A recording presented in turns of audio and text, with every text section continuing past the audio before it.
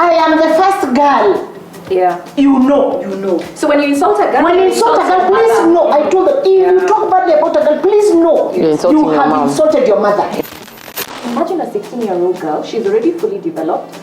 You see them wearing bikinis at the poolside. And then you see guys there very unashamedly. And these are older people, older men looking at them. But you notice my breasts are popping out is when she started going through the 12. Then, oh God, her sisters now do not have daughters, especially her elder sister. You know, I'm in the shower and she just comes and locks me. I want to talk to you about fornication.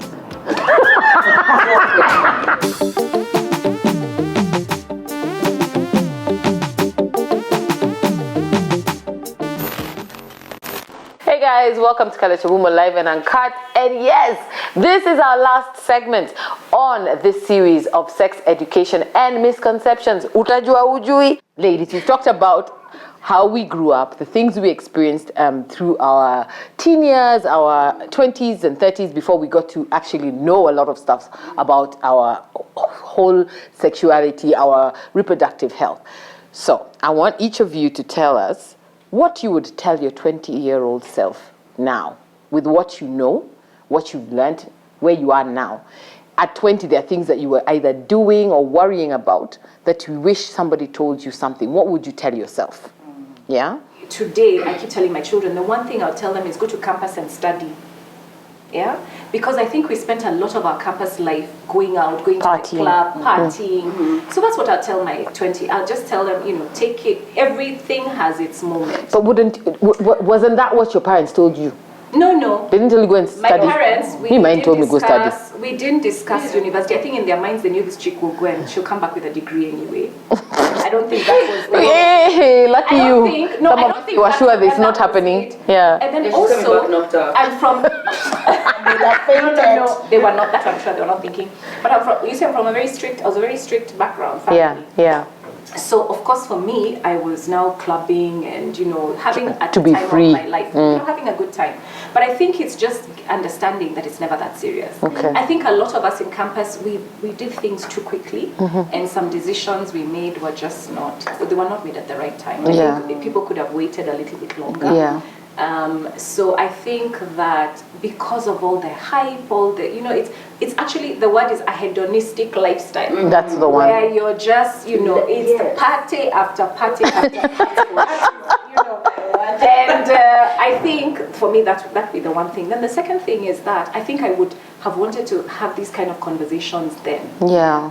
Because I think that we, as especially women, maybe not guys, because you know guys are always the ones who, the women do all the work. We're the ones who go and do the research, we're the ones who go and read the books, we're the ones who, you know, we go to the gynecologist. The women do all the work. Jamaa mmesikia? Yeah. Mmesikia? Crew mmesikia? So I would tell my fellow... If you think about the consequences of irresponsible sexual behavior fall, unfortunately, more to the woman. Yeah, yes. unfortunately. Yeah, and so I think, and you know, I have friends who got STDs in campus, pregnant in campus, you know, had abortions in campus. It's almost like the air you breathe. So I think I would just tell them, just, you know, relax. It's not that serious. There's no rush. It's not going anywhere. Guys are not going anywhere. You know, this lifestyle that you seem to enjoy is not going anywhere. That's the one thing. The other thing is I would have had conversations with my girlfriends. Maybe they wouldn't have listened. You know, there's also another There's a age where you're not hearing. I think the game comes to mind. I think I would just have said the same thing. You know, look after yourself. Be careful, because this is you. You know, we have we're the ones who carry the child. The responsibility of that, the responsibility comes a lot of power, you know. It comes because I don't think people realize it. You're so busy trying not to get pregnant. In fact, I hear people are more scared of getting pregnant than they are of HIV. Yes. And then when you hear stories about girls wanting to just pop pills, and the chemist dispenses them like that. There's no question about when is your last period, because things like P2, you will get pregnant if you don't know your last period. Yeah. They don't ask the questions they want to sell. I like what she said, because you knew more than them. Yeah. Because as she said, what her mother told her was totally insufficient. Don't hear your parts. So you knew And you wish, you know, I know. I wish I had. I did because as a peer counselor, you'd have go and knock on doors. Oh, you did that? Yes, we used to have to knock on doors. You knock on doors, you start conversations, and it's amazing the questions people would ask you. Guys would ask you about things that you know they can't ask. They're asking you because you're a total stranger. Yeah. And you know, and then you find that women do not know anything. They've never been to a gynecologist. Is it happening or is it stopped? By the time we were leaving, I think it was they had suspended it because it was funded by Pathfinder. Oh, and no. I think that time the government was like, oh, peer counselling, aren't we providing too much information? You know, it's That's that whole fear. thing of Oh, God. being fearful. But I remember the one thing that my takeaway from all that was that people, first of all, people are willing. Not everybody is willing to have this conversation, but there are people who are willing to have the conversation. So let them have the conversation with your people, your students in university. Yeah. Let them have conversations with your girls. Let people do it. If you feel yourself you can't do it, Yes. get women who feel empowered enough and who want to make a difference to have that conversation. And then that will help. When we used to go for bridal showers, you know, and at that time, because I got married, you know, probably before most of my friends, and in my bridal shower we just, you know, talk about things. Or a lot of them were not married, so I think at that time I maybe had 1 or 2 married friends. Yeah. Everybody else was single. Yeah. So even in terms of the kind of conversation you have, and we were saying that the other day, that women also, you're doing a disservice. When you sit in a bridal shower, don't wait for some sex therapist to be the one who comes to give this information. Have a conversation. People are struggling. People have in their own relationships, because obviously you don't know your body, you don't know your reproductive health. You're in a relationship where you have never discussed adoption. You have a man who is insisting that the only way we can have a child is you if conceive. it is you who conceives the child. All these things we didn't know about ourselves prior to you know, coming into this union. And I think those are the things that even churches, when they do premarital counseling, should be you having should this encourage conversation. couples to talk. What do you want? How many children do you want? Do you want to have children? There are people who don't want to have children. Yeah, and you get married and then you And find out later. When you hear someone saying they don't want to have children, everybody looks at them like they have There's something wrong with you. Or there's something wrong. I think those things have to happen before. Prior. And I think when people are empowered, you feel you're liberated, you can make decisions that make you happy, make you a better wife or husband or whatever. And I think, you know, and I keep saying, it doesn't matter if you're liberated enough to have the conversation slowly with your partner, get them to that point where you can encourage them. Yeah. So I think if I think about it today, I think I would have done a little bit more. Yeah. I feel that, you know, I was surrounded by people. We could have had this conversation. Yeah. We could have. If we were not too afraid of everything else going around of us, or preoccupied. And then preoccupied, and then here we are in university, it's party after party, then exam, so you have to go read. And that's all the sequence. Then you like a guy, and of course the automatic thing is that you need to, you know, and everything. And I'll say this, you know, because I met my husband in university, and I'll say that a lot of the times I ask myself, you know, because people obviously we meet today and we are getting married tomorrow. I think the whole process, even in terms of just, you know, growing together in whatever relationship you have, whether it's married or you have somebody who's a life partner or whatever, is that because it's progressive and because you spend so much time together and you know how to communicate to each other, some of these conversations you can have. My fear is for the people who are, you know, in their early 20s. Because you have a promiscuous lifestyle, you've messed your fallopian tubes, you have had, I don't know what, the guy has been doing his own things. Then you hear crazy things that you're giving people blowjobs after taking Strepsils. Then you hear people putting powders, I don't know, to tighten vaginas. There's a whole other myth life. What did I tell my 20-year-old self? Yes. And then I'll ask for permission to go beyond time. Okay? Okay, good guy. You remember, if you can remember, I said, I'm one of those people who are so loud. Yes. So everybody thought I was doing it, I wasn't doing it. Yeah. You know, lies. Yeah. So I probably wouldn't tell my 20-year-old much. I just stop being here. which probably I'm still am. Yes, you still are, but we love you So anyway. let's just move. I want to move to when I actually really did have sex. Okay. You know, still in college. I think I would like to tell myself I should have just waited. Tell yourself, you know, it's not going anywhere. If this person doesn't want to wait, it's not for you. Yeah. By the way, and I have to say, It was not coerced. It was not, I'm going to walk away. Those stories you hear today. Yeah, if you don't give me, I'm going to leave. That. Yeah. It was just one of those ones of like you're experimenting.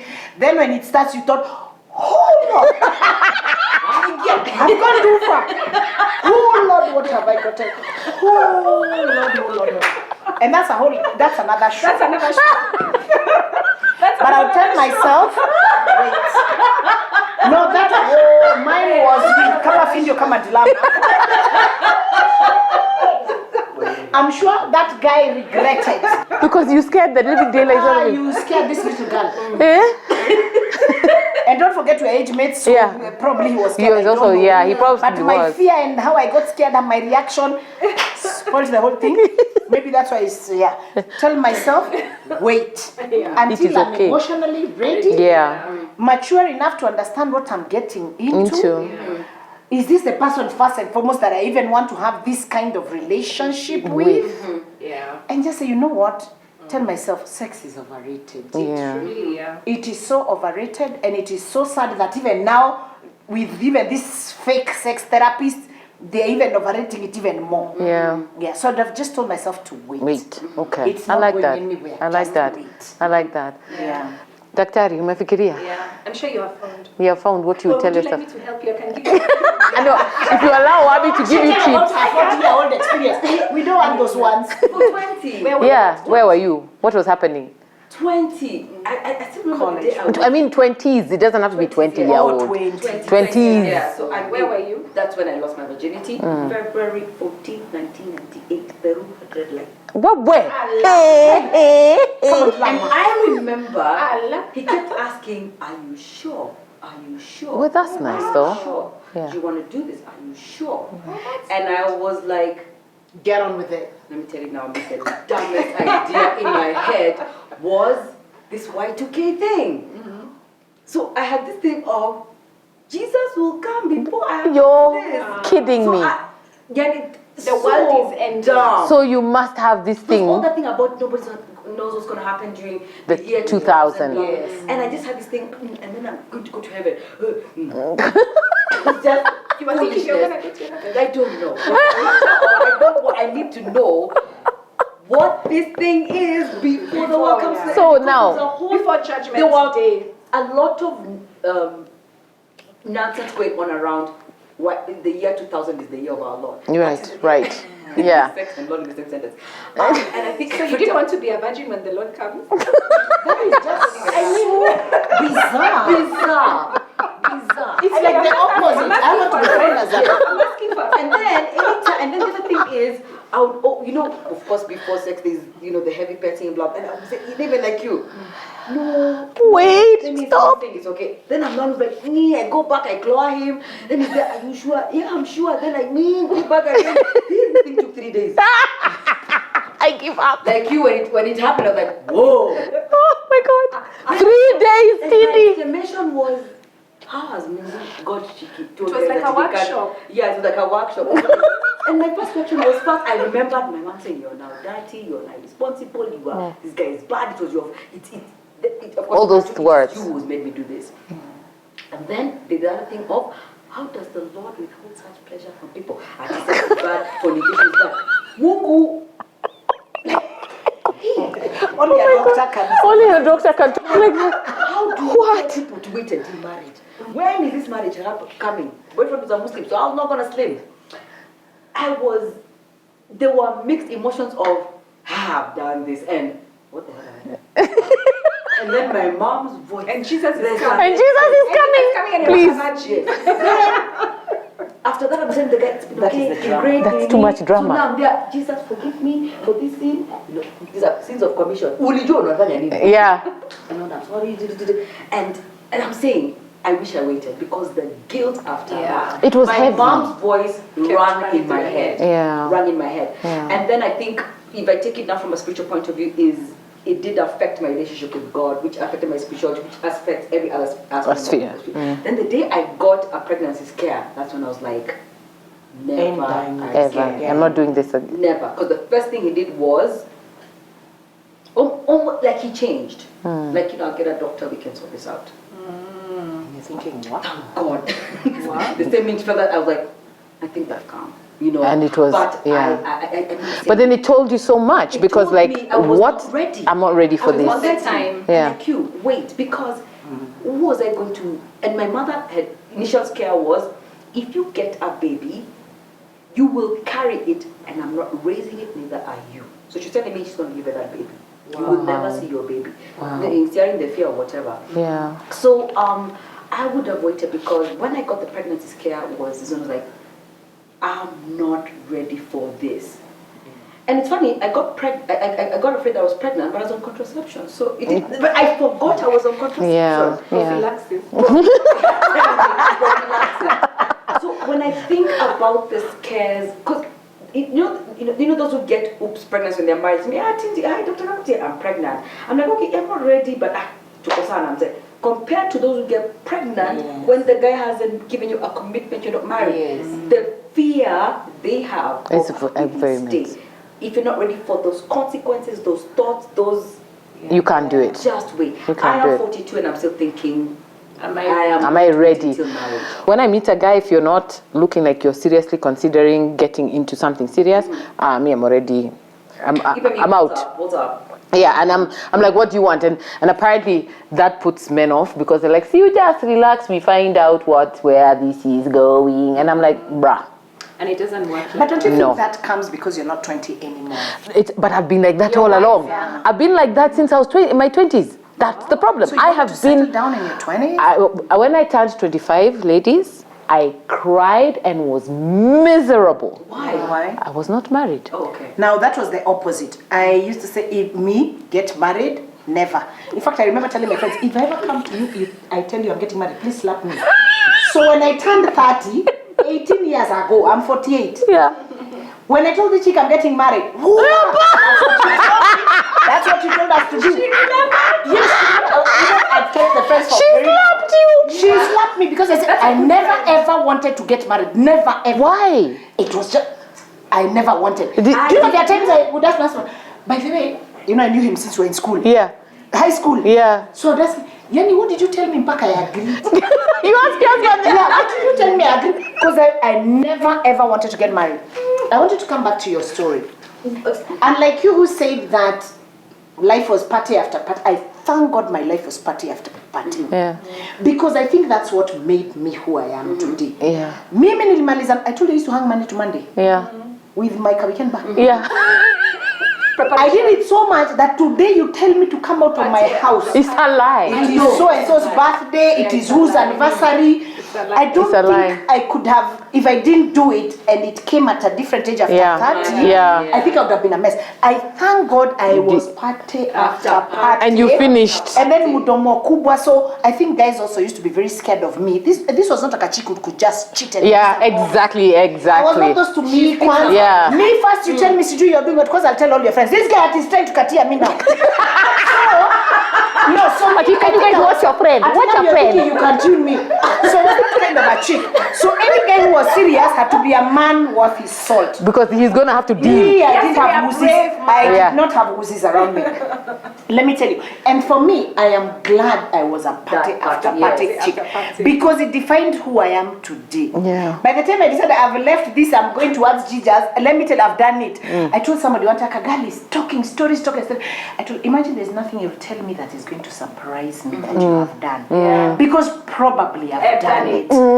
I'm not surprised. And they think we're going to get surprised. Yeah. I'm not surprised. They think I've probably done it. So I'm very happy in my 20s. Woo, I did everything and anything.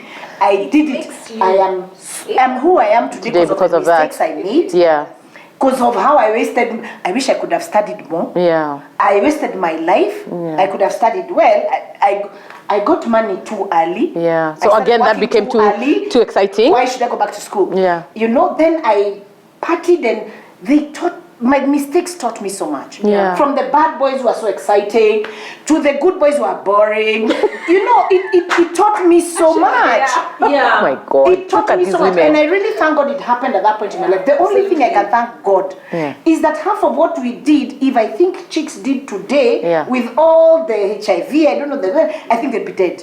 Do even how we packed one car, 12 people. How we didn't roll in the car and die, all of us. Now people are dying and they're only 2 in the car. Alone. Shock. Yeah. No, I don't inside know. there. And Langata Road had a black spot when Yes, and it was always there. Everybody, somebody always died. And would cry there, and all of us would pretend we are doctors on the road. We did all that crazy shit. But you know what? I think it's what it has made me what I am. Yeah. So you don't get shocked about funny things. But you see, Jane, I didn't say I didn't like the party after party. What I'm saying is that I also think there's a time for everything. Yeah. When you go to campus, read. Yeah. Party, you can party, do the parties. Yeah. That's what we did. Anyway. And surprisingly, we partied, but we read equally hard. Because you partied and we read. So there was a balance. You find that kids struggle. You hear kids are very happy to, not kids, but young people are very happy to say they dropped out because they want to become a slay queen. And they think it's a cool thing. And I'm like, you drop out from law school because you want to become a slave. And this guy's never gonna leave. For you, he's never gonna leave. Yeah. Anyway, but what's interesting now is, of course, they hear us and they think we're sounding like old people who've never done it. We did our time. We did our parties. We did everything. I cried at 25 because I thought I should have been married then because my mother had been married at 25, and then I dropped that problem like that. I left it. And now I continued with my partying and had my fun and did whatever I needed to do. However, the long and short of it was, I was not going to lower my standards for who I wanted to be in my life. Because of now there's going to be a situation where I have to get married in a rush. No. And I'm glad I did not. Yeah, and I'm like, no. So for me, what I would tell my 20-year-old self is, it's never that serious. Because I was taking everything so serious and I was so hard on myself based on what my mother had told me. I was panicking over any guy who talked to me. I'm like, you want to have sex, eh? Where? I see you, get away from me. Because that's what I thought it was, keep him away and until you're ready. But it's never that serious. Just be more relaxed. That's what I'll tell myself. And you know your standards, you were not going to drop them, doesn't mean that you had to shut people out of your life. So that would be me. But ladies, I want to thank you so much for coming. Thank you for such great conversation. You had a good time? Can we come back again? Of course you can come again. They're going to be shocked. They're going to be in shock. But it is well. This is why we do what we are doing. But thank you so much for coming. Thank you for sharing so openly your stories and plus the things that you have learned over the years. Because again, you're like my elders in this respect, Jane and Wabi. These are my big sisters. Me and Dr. Ria, this is my C's. We're in it together. We are celibate until we get married, and that is the way we are rolling. Abstinence is our role. But for you guys, this is a show you want to keep watching and watching. There are more episodes that have different parts of conversation. And if you want Jane, Wabi, and Dr. Kakuti back, you gotta let us know because we will bring them back. A big thanks to Highland Suites for giving us this amazing location. We have loved this space and we will continue to be here. If you like my hair, just by the way, do you like it? Yes. The color. Well, then you can visit Black Butterfly Hair Salon. They will hook you up, and if you tell them I sent you, you can get a 10% discount. So you didn't tell us. See now you know. Yeah. Oh, and it's natural. Okay, sour. Too much about her hair. Anyway, so guys, thank you so much for watching, and don't forget to subscribe to KM Network so you can enjoy more amazing shows and be the first to know when a show drops. From us guys and my amazing crew, see you next time.